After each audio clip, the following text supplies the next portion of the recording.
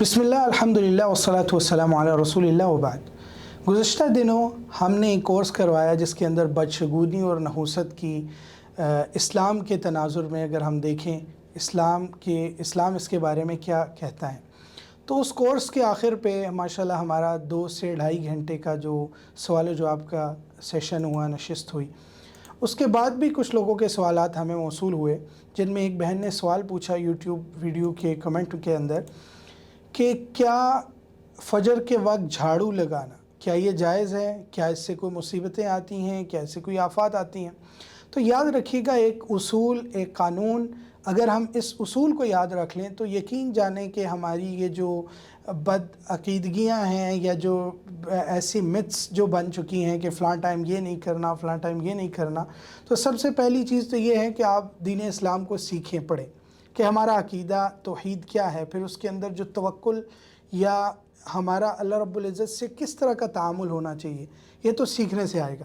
لیکن ایک قانون، ایک قاعدہ آپ یاد رکھ سکتے ہیں کہ یاد رکھیں کہ جو بھی کام ہے جس کا تعلق عبادت کے ساتھ نہیں ہے، عموماً کام ہے، کھانا پینا، پہننا، سونا، یہ جتنے بھی کام ہیں جو کہ روزمرہ کی زندگی کے ساتھ متعلقہ ہیں، عبادت کے ساتھ ان کا تعلق نہیں ہے، معاملات ہیں وہ، تو ان کے اندر اصل چیز ہے کہ یہ سب چیزیں جائز ہیں۔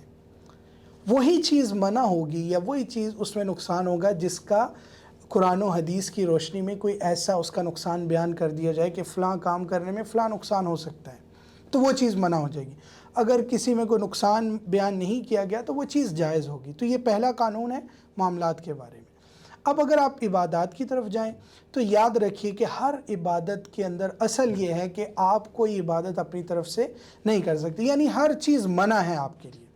وہی چیز جائز ہوگی جس چیز کے بارے میں قرآن اور حدیث کی روشنی میں ہمیں پتہ چلے کہ فلاں کام عبادت ہے تو ہم وہ کام کر سکتے ہیں۔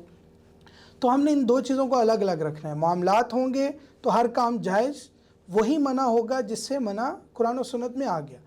عبادات ہوں تو ہر کام منع، ہر عبادت منع، الا یہ کہ وہ عبادت کے جو اللہ اور اس کے رسول صلی اللہ علیہ وسلم نے اس کی وضاحت کر دی کہ فلاں کام عبادت ہے۔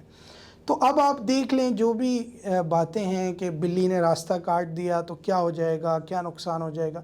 بھئی اگر اس کا کوئی نقصان ہے تو پھر قرآن و حدیث کی روشنی میں اس کو بیان کیوں نہیں کیا گیا؟